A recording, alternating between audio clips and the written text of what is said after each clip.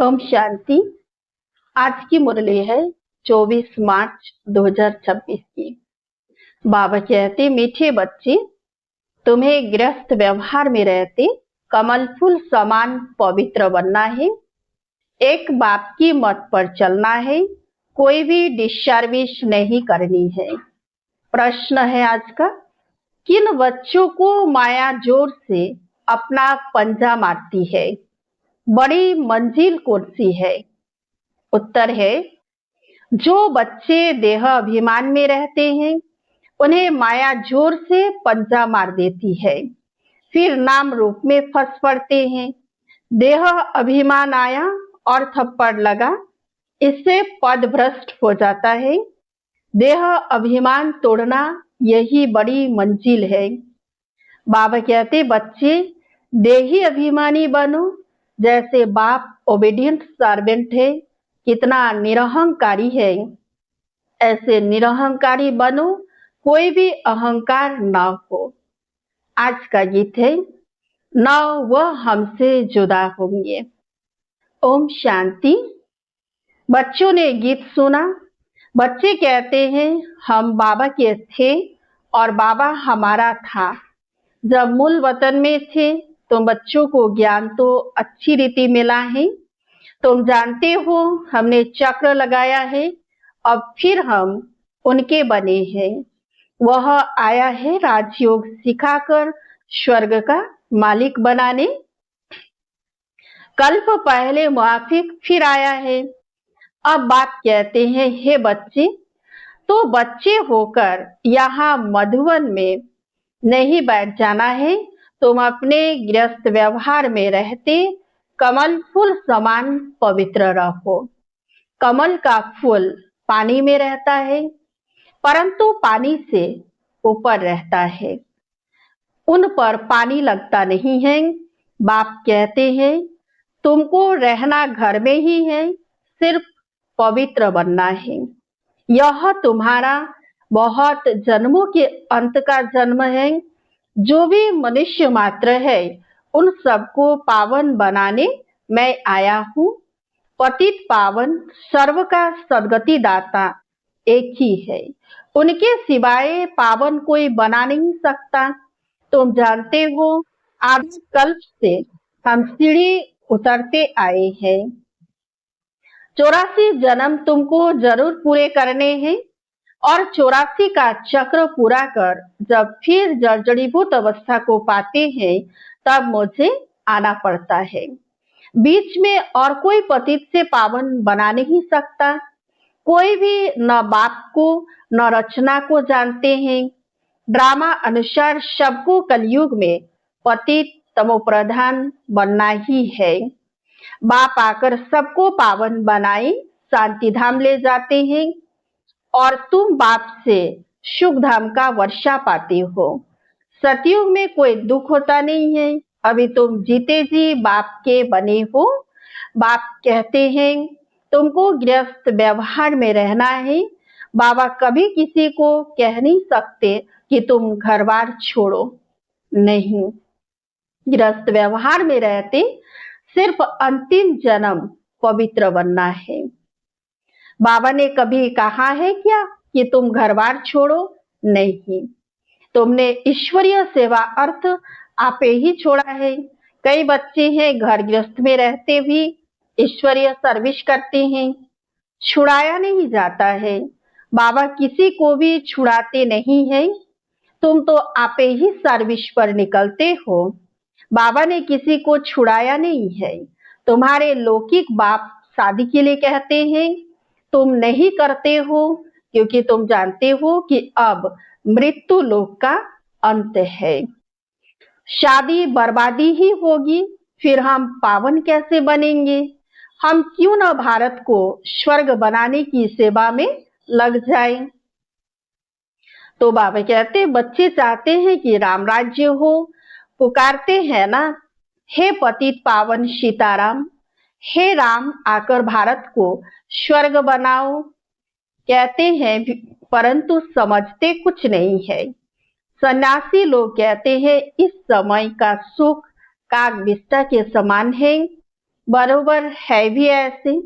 यहाँ सुख तो है ही नहीं, कहते रहते हैं, परंतु किसी की बुद्धि में नहीं है। बाप कोई दुख के लिए यहाँ सृष्टि थोड़े ही रचते हैं। बाप कहते हैं, क्या तुम भूल गए हो, स्वर्ग में दुख का नाम निशान नहीं रहता है, वहां कंस आदि कहाँ से आए। अब बेहद का बाप जो सुनाते हैं, उनकी मत पर चलना है। अपनी मनमत पर चलने से बर्बादी कर देते हैं। आश्चर्यवत सुनंती, कथंती, भागंती या ट्रेटर बनंती, कितनी जाकर डिसर्विस करते हैं। उनका फिर क्या होगा। हीरे जैसा जीवन बनाने बदले कोड़ी मिसल बना देते हैं। पिछाड़ी में तुमको सब अपना साक्षात्कार होगा। ऐसी चलन के कारण यह पद पाया। यहाँ तो तुमको कोई भी पाप नहीं करना है, क्योंकि तुम पुण्य आत्मा बनते हो। पाप का फिर 100 गुना दंड हो जाएगा। भल स्वर्ग में तो आएंगे, परंतु बिल्कुल ही कम पद। यहाँ तुम राजयोग सीखने आए हो, फिर प्रजा बन जाते हो।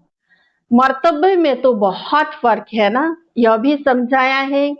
यज्ञ में कुछ देते हैं, फिर वापिस ले आते हैं, तो चंडाल का जन्म मिलता है। कई बच्चे फिर चलन भी ऐसी चलते हैं, जो पद कम हो जाता है। बाबा समझाते हैं, ऐसे कर्म नहीं करो जो राजा रानी के बदले प्रजा में भी कम पद मिले। यज्ञ में स्वाहा होकर भागंती होते तो क्या जाकर बनेंगे। यह भी बाप समझाते हैं, बच्चे कोई भी विकर्म नहीं करो, नहीं तो 100 गुना सजाएं मिलेंगी। फिर क्यों नुकसान करना चाहिए। यहाँ रहने वालों से भी जो घर गृहस्थ में रहते हैं, सर्विस में रहते हैं, वे बहुत उच्च पद पाते हैं। ऐसे बहुत गरीब है, 8 आना व रुपया भेज देते हैं, तो और जो भल यहाँ 1000 भी देवे तो भी गरीब का उच्च पद हो जाता है, क्योंकि वह कोई पाप कर्म नहीं करते हैं। पाप करने से 100 गुना बन जाएगा। तुमको पुण्य आत्मा बन सबको सुख देना है। दुख दिया तो फिर ट्रिब्यूनल बैठती है, साक्षात्कार होता है कि तुमने यह यह किया, अब खाओ सजा। पद भी भ्रष्ट हो जाएगा। सुनते भी रहते हैं, फिर भी कई बच्चे उल्टी चलन चलते रहते हैं।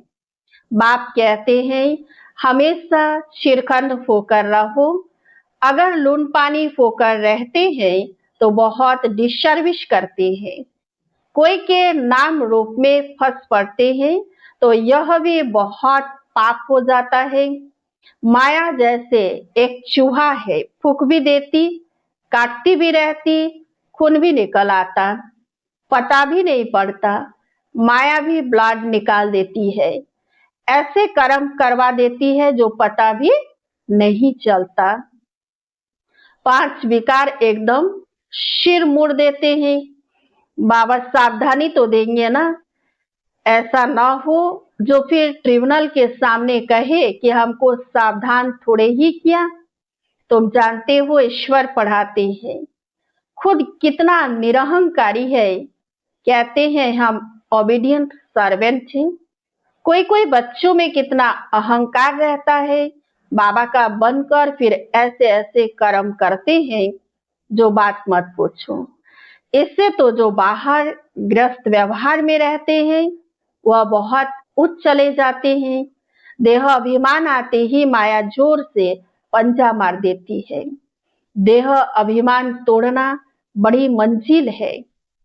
देह अभिमान आया और थप्पड़ लगा तो देह अभिमान में आना ही क्यों चाहिए जो पद भ्रष्ट हो जाए। ऐसा न हो वहां जाकर झाड़ू लगाना पड़े। अब अगर बाबा से कोई पूछे तो बाबा बता सकते हैं, खुद भी समझ सकते कि मैं कितनी सेवा करता हूँ, हमने कितनों को सुख दिया है। बाबा मम्मा सबको सुख देते हैं, कितना खुश होते हैं। बाबा बॉम्बे में कितनी ज्ञान की डांस करते थे, चात्रक बहुत थे ना। बाप कहते हैं बहुत चात्रक के सामने ज्ञान की डांस करता हूँ तो अच्छी अच्छी पॉइंट्स निकलती है।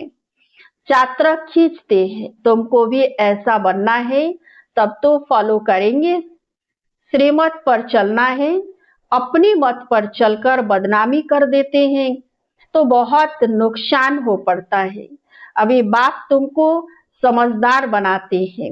भारत स्वर्ग था ना, अब ऐसा कोई थोड़े ही समझता है, भारत जैसा पावन कोई देश नहीं।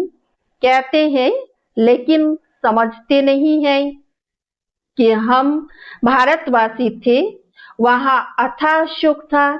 गुरु नानक ने भगवान की महिमा गाई है कि वह आकर मुतपलिती कपड़े धोते हैं, जिसकी ही महिमा है एक ओंकार निराकार। शिवलिंग के बदले अकाल तख्त नाम रख दिया है। अब बाप तुमको सारी सृष्टि का राज समझाते हैं। बच्चे एक भी पाप नहीं करना, नहीं तो 100 गुना हो जाएगा। मेरी निंदा करवाई तो पद भ्रष्ट हो जाएगा। बहुत संभाल करनी है, अपना जीवन हीरे जैसा बनाओ, नहीं तो बहुत पछताएंगे। जो कुछ उल्टा किया है वह अंदर में खाता रहेगा। क्या कल्प कल्प हम ऐसे करेंगे जिससे नीच पद पाएंगे। बाप कहते हैं माता पिता को फॉलो करना चाहते हो तो सच्चाई से सर्विस करो। माया तो कहां न कहां से घुस कर आएगी। सेंटर्स के हेड्स को बिल्कुल निरहंकारी होकर रहना है। बाप देखो कितना निरहंकारी है। कई बच्चे दूसरों से सर्विस लेते हैं। बाप कितना निरहंकारी है, कभी किसी पर गुस्सा नहीं करते। बच्चे अगर नाफरमान वरदार हो तो बाप उनको समझा तो सकते हैं। तुम क्या करते हो बेहद का बाप ही जानते हैं। सब बच्चे एक समान सपूत नहीं होते, कपूत भी होते हैं। बाबा समझाने देते हैं। ढेर बच्चे हैं, या तो वृद्धि को पाते हजारों के अंदाज में हो जाएंगे। तो बाप बच्चों को सावधानी भी देते हैं। यह तो वृद्धि को पाते तो कोई गफलत नहीं करो। यहाँ पतित से पावन बनने आए हो तो कोई भी पतित काम नहीं करो। न नाम रूप में फंसना है, न देह अभिमान में आना है। देही अभिमानी हो, बाप को याद करते रहो, श्रीमत पर चलते रहो। माया बड़ी प्रबल है, बाबा सब कुछ समझा देते हैं। अच्छा, मीठे मीठे सिकिलधे बच्चों प्रति माता पिता बाप दादा का याद प्यार और गुड मॉर्निंग। रूहानी बाप की रूहानी बच्चों को नमस्ते। हम रूहानी बच्चों की रूहानी बाप दादा को याद प्यार और गुड मॉर्निंग। नमस्ते नमस्ते नमस्ते। धारणा के लिए मुख्य सार। 1 नंबर, बाप समान निरहंकारी बनना है। किसी से सेवा नहीं लेनी है, किसी को दुख नहीं देना है। ऐसा कोई पाप कर्म न हो जिसकी सजा खानी पड़े। आपस में चिरखंड होकर रहना है। 2 नंबर, एक बाप की श्रीमत पर चलना है, अपनी मत पर नहीं। आज का वरदान है, सेकंड में देह रूपी चोले से न्यारा बन कर्म भोग पर विजय प्राप्त करने वाले सर्वशक्ति संपन्न भव।